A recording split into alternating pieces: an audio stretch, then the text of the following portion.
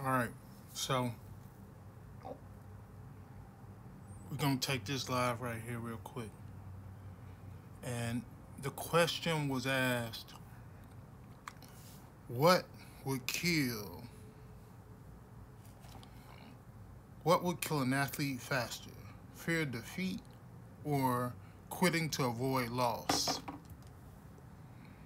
I'm sitting up here and I'm thinking about it, and the more I thought about it, the more this actually applies to a lot of things, not just athletics, but just about anything.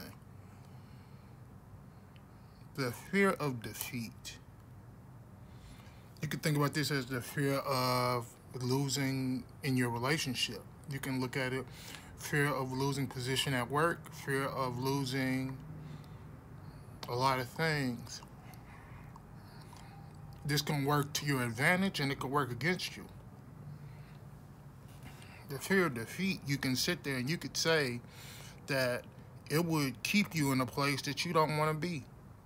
Fear of defeat can put you in some tight spots because you'll try to overcome something that's really out of your control, something that you can't control.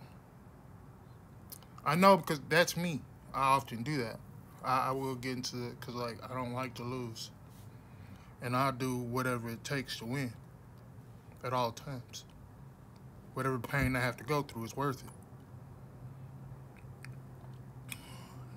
But then, like when you look at it the other side, when you sit there and you quit to avoid a loss.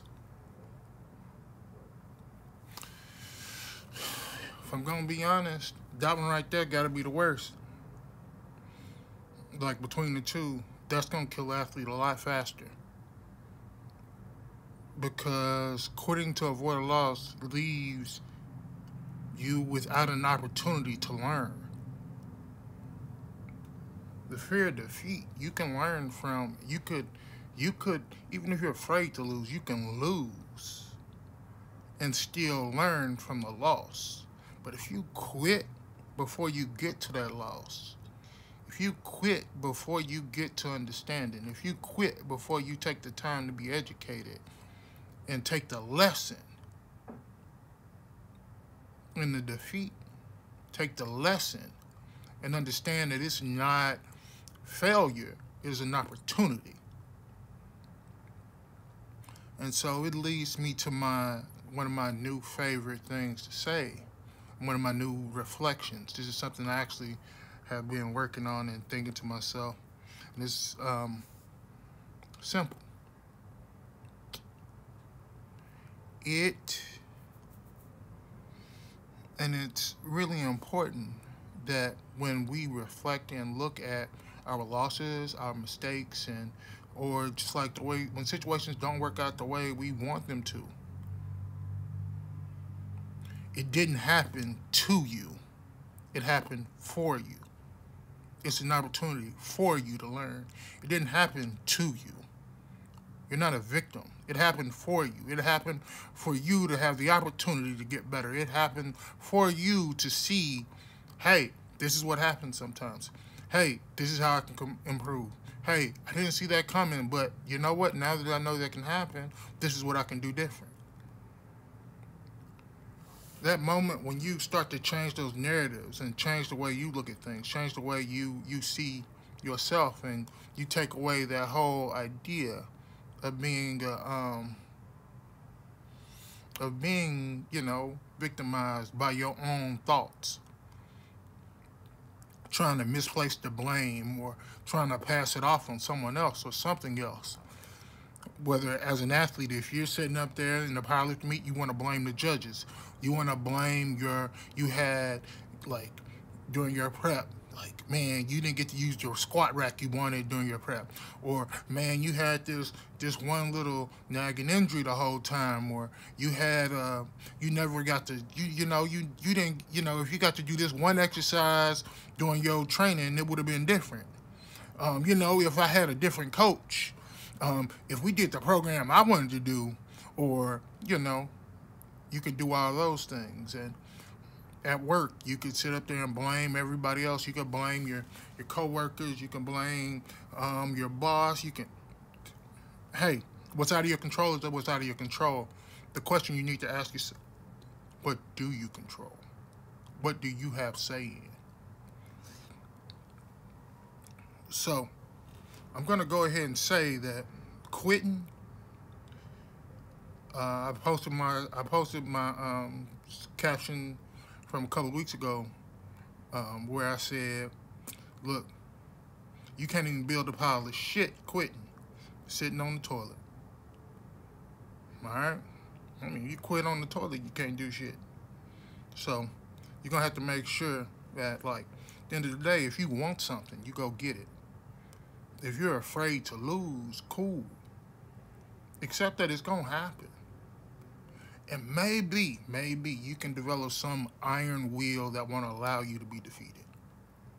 A lot of people look at me like I'm undefeatable because the fact that I get up and I keep trying to keep going forward, no matter what. But that's my mindset. In my mind, I am going to be inevitable. I'm going forward, nonstop. It's a non-starter. It's non-negotiable. I'm not going to have a discussion with you. If it's possible, I'm going to find a way.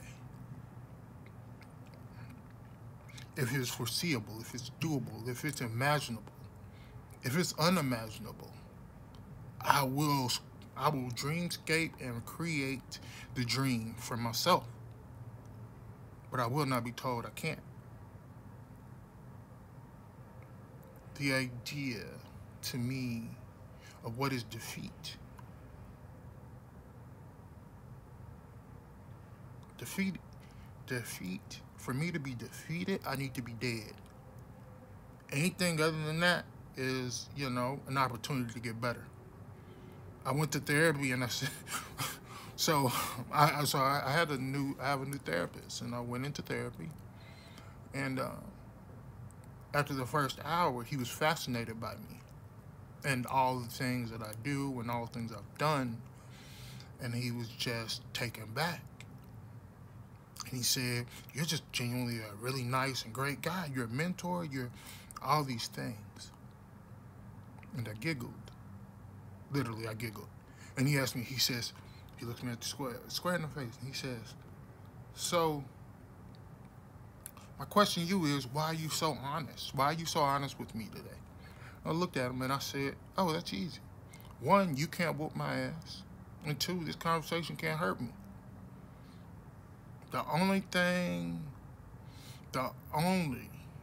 people that lie is a man that's afraid.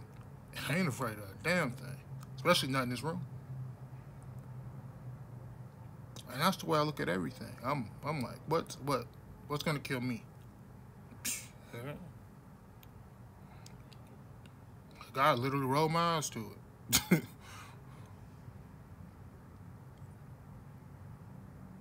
And like, if you think I'm gonna sit up here and just think, oh well, I'm gonna be afraid because I won't win this competition. I won't win this fight. I won't win. Hell no. I've lost fights. Hell, I've been knocked down, knocked out, sucker punch, kicked, stomped on, you name it. But you know what? Get up. Win some, you lose some. I got better. Always.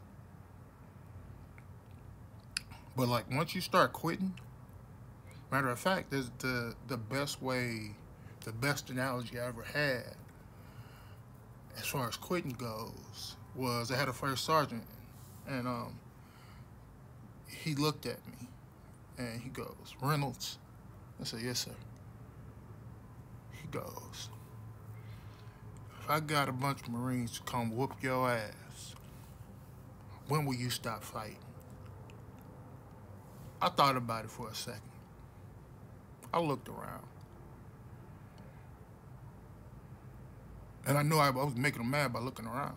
And then I finally looked at him and I said, when they stop coming, or I can't stand no more. He said, that's what I thought. He said, you have to understand that You don't stop quitting when they keep coming. You gotta keep swinging. You can't, cause if you get tired, they can just bring another one in.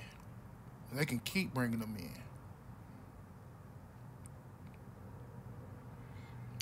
And he goes, he said, but you know what? The thing about you is you love to fight. I said, yes, sir. He said, so my question to you is, what makes you think it's okay to quit? And I took a moment, I thought about it. I looked him square in the face and I said, honestly, sir, when you put it that way, there ain't never reason to be okay to quit. And it stuck with me. Hard. Latched onto a part of my spine that I can't let go of. So when people talk to me and ask me about the idea of quitting, I mean, if that's for you, that's for you. I can't say I won't judge you for it. But that's your prerogative. That's your right. But the question you have to ask yourself is, the moment you start quitting, when do you stop? When do you come to the realization that if you keep quitting on everything, you never complete anything?